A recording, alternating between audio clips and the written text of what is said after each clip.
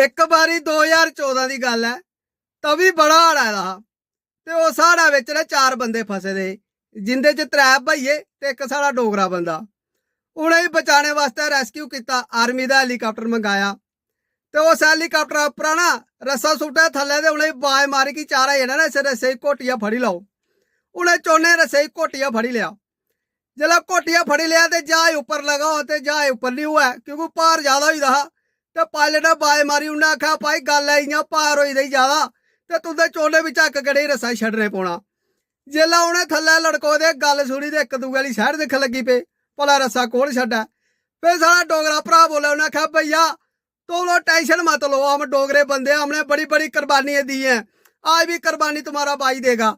ऐसे करो इस खुशी में बजाओ ताली। जियां तजरिए ताड़ी लगे बजान, गला मत खोले। उन्हें आख्या पायलट साहब होइया पार कट मारा, जान दे हुण।